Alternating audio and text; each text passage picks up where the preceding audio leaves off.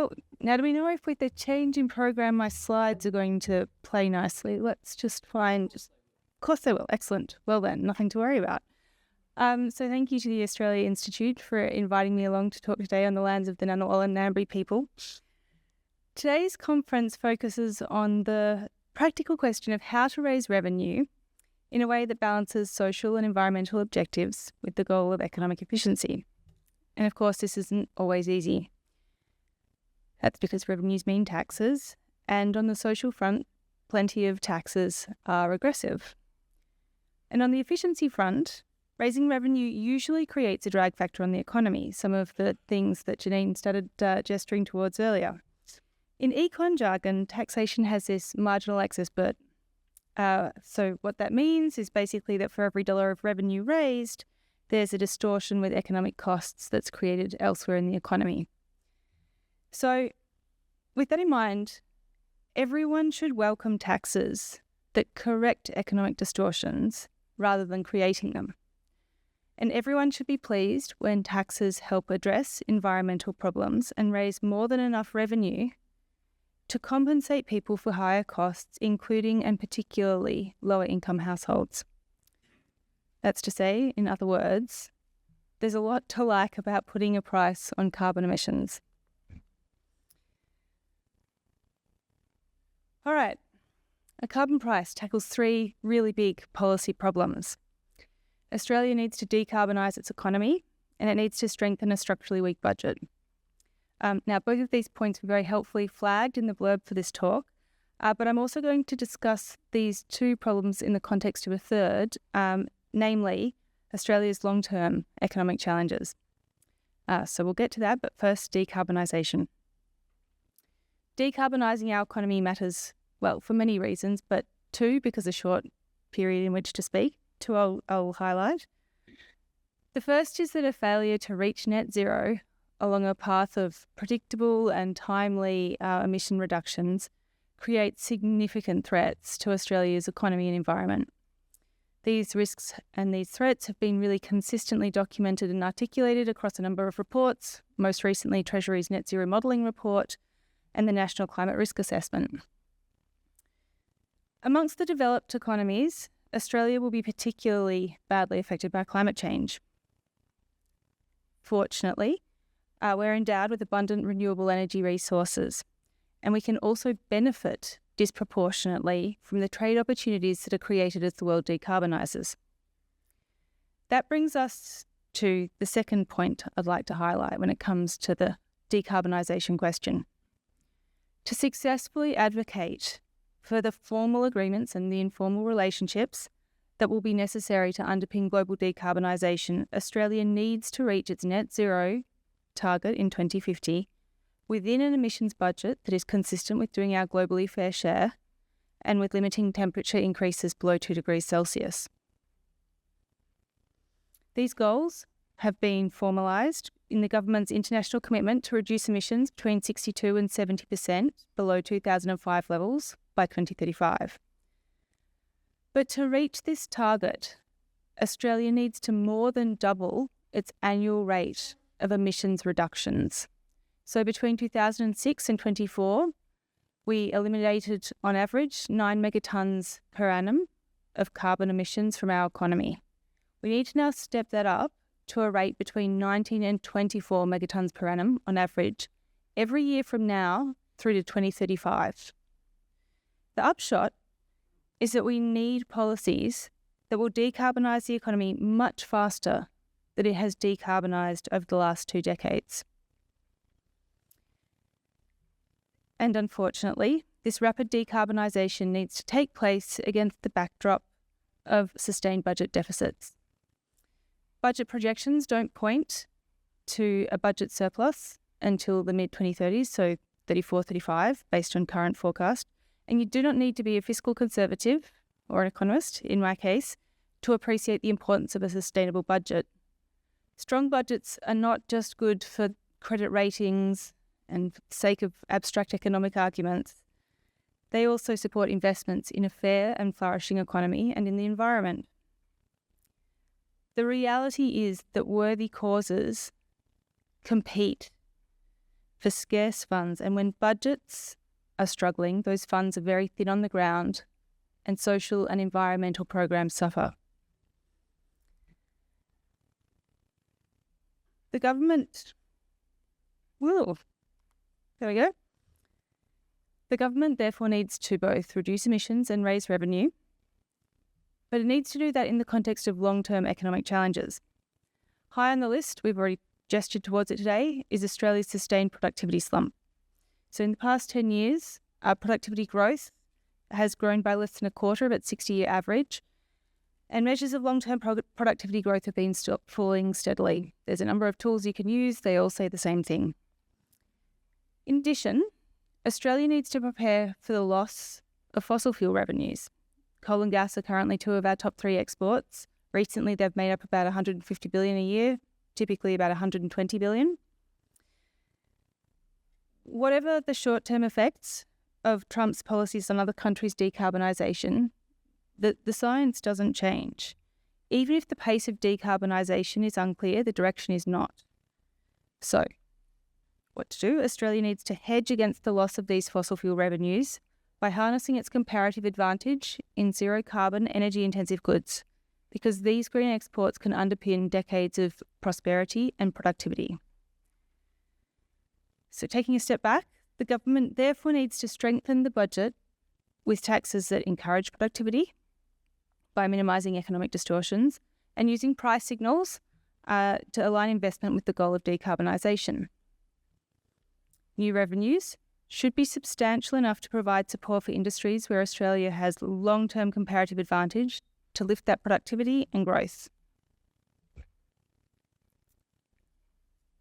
All right.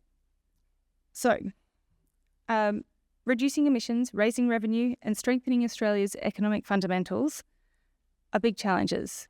But a carbon price ticks every box. The concept is pretty simple. Put a tax on damaging activities so that polluters pay for the damage they inflict. And we know it works. So between 2012 and 2014, when Australia had a tax on carbon emissions, they fell significantly. The price signal created by that tax systematically encouraged lower carbon sources of energy over higher emission sources. Black coal expanded relative to brown coal, gas expanded relative to coal, and renewables expanded relative to gas. ANU research found that demand in the national electricity market declined by nearly 4%, the emissions intensity of that electricity by 4.5%, and emissions fell by more than 8% compared to the previous 2 years. But when the tax was repealed, of course, emissions rose. So since then, governments have been working to reduce emissions with second, third and fourth best policies. Australia has the safeguard mechanism to cover our largest polluters outside electricity generation. We have renewable energy targets and the capacity investment scheme in the electricity sector, the new vehicle emissions standard and tax breaks for electric vehicles in the transport sector. And these are all directionally helpful. But the current policy mix does not help green energy sources compete systematically with carbon-intensive energy sources. The price of coal and gas does not reflect the cost of carbon, nor does the price of diesel and petrol. This is despite the fact that about 30% of Australia's emissions are from the electricity sector and more than 20% from the transport sector. It's going to be extremely difficult to carve out a low-cost path to net zero without carbon prices correcting the cost of energy. In the meantime, a mix of policies hurts the economy because the incentive to reduce emissions differs across sectors when we have a patchwork of policies, and that raises the average cost of abatement. We take a difficult task and we make it harder. And of course, current policies often create direct expenses. So they burden the budget rather than generating much needed revenue. In early 2024, Rod Sims and Ross Garnaut made the case for a carbon solution levy in a speech at the National Press Club, a relatively simple tax on fossil fuel production applied at the source. Because about 80% of Australia's emissions are from the combustion of fossil fuels, it would deliver broad coverage and it would generate revenue. We have suggested that the price should rise progressively and until it matches the price of permits in their EU emissions trading scheme. The government could use this revenue to compensate or overcompensate households for increases in energy costs, paying particular attention to low-income households. There would be sufficient revenue to allocate across budget repair, social policies, and the adaptation measures that will become increasingly important as global temperatures rise. Revenue could also be used to correct market failures. For example, there's a role for government support for green exports, while there is progress towards a system of international carbon prices. These investments in those green, energy-intensive export sectors wouldn't just be good for Australia's economy, but for the environment, because Australia could make an outsized contribution to global decarbonisation by producing zero-carbon exports. So, Australia faces some big policy challenges. We're here today to focus on revenue in the context of the social and environmental costs that we have to cover and that we have to work towards fixing with the revenues that we have. These are big and these are urgent. We need to reduce emissions and to raise revenue. The best way to tackle both objectives is to introduce a simple tax on carbon, so polluters pay, and so we can compensate households and support investments in long-term productivity and growth. Thank you. Thank you. Yeah, Thanks so much, Ingrid. So we're going to take a few questions. Just while you put your thinking caps on, I'll just put a few things in a bit of different context for us. Of course, we used to do whaling in Australia, and we don't do that anymore, and it made the whaling industry sad. And we used to do asbestos mining in Australia, and we don't do that anymore, and it made the asbestos industry sad. The thing with a carbon tax that always excites me is that when you sort of threaten companies with tax, they always say, if you tax me, I'll quit and leave. And of course, that's the point of a carbon tax. It should be the most inefficient threat in the history of politics. But somehow this threat that they'll stop doing the harmful thing if we tax them seems to prevent politicians from imposing them, at least in Australia at this point in history. But again, as we've been talking about this morning, hopefully with a bit of pressure and a bit of democracy, we can change that. So we've got time for a few questions, but no time for comments whatsoever. So we had 3 blokes at the last time. Yeah, there we go. I'm looking up the back. They're right in front of me.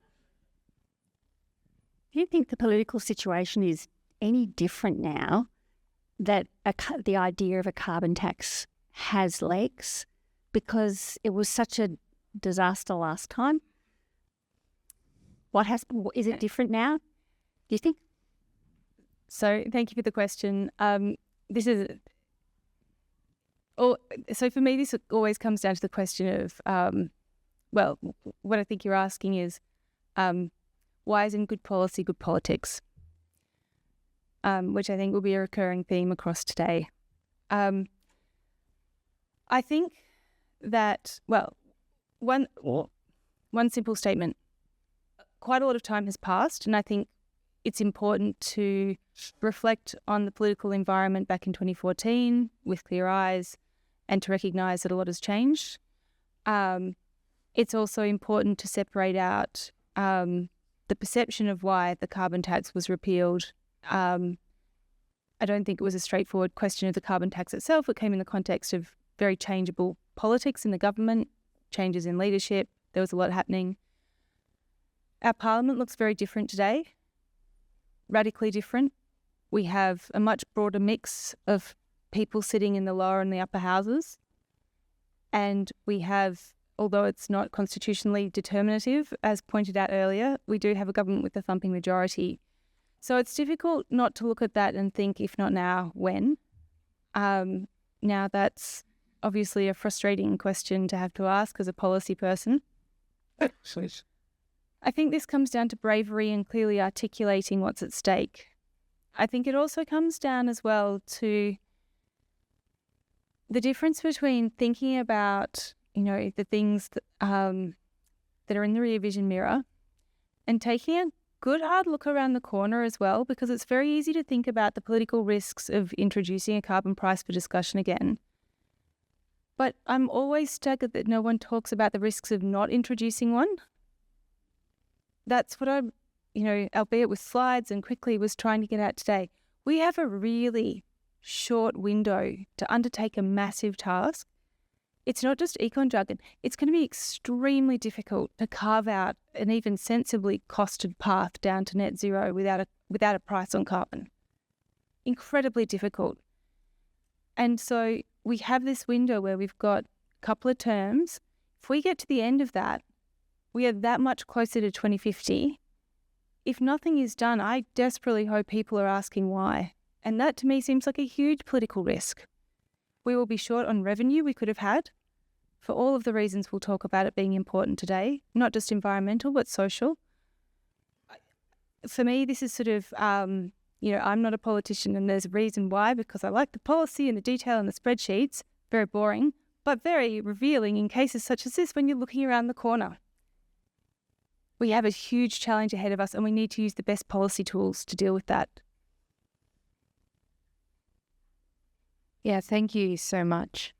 Very interesting presentation. So my name's Chelsea Honeysett. I'm over at the Planetary Health Equity Hothouse in ANU. And my question from a policy perspective and an economist perspective, is how you feel about using the tools of the system that created the problem in the first place. Okay, I'm just going to parse it slowly. How I feel about using the tools of the system that created the problem. Well, by that, I guess you mean the tools of the system being the tax system. Is that correct? The broader economic framework and yeah. system. Yeah. I think so. On this, I think actually the pretty classic economic tools will be the ones that serve us really well, because these are actually quite classic economic problems. And to be clear, I don't think that that's always the case. I hope I bring a reasonably nuanced perspective to thinking about the right tool and the right framework for different policy questions. But this is actually like the kind of Econ 101 in lots of ways. This is what people should be taught as the horses leave the gates when they hit this at uni, right? This is market failure. This is when markets don't work. That should be the thing we have at front of mind, right? We know we're dealing with the repercussions of that. So markets haven't worked. We have a market failure. But we do, within the policy toolkit, have a very conventional way of dealing with that, which is to tax the bad, the environmental bad, the social bad. So here I do actually think we have the tools within the standard toolkit, but the crucial thing is recognising that we have a market failure and being really upfront about that and prioritising dealing with it. Thanks for watching, and a very special thank you to all our supporters who help keep us running. We're not funded by political parties or fossil fuel companies or government, but by people like you who know the importance of evidence-based research in shaping the critical decisions facing Australia. If you'd like to support us to continue exposing inconvenient truths, challenging vested interests, and explaining the big issues in plain English, please consider making a tax-deductible contribution today. Visit our website australiainstitute.org.au to find out more.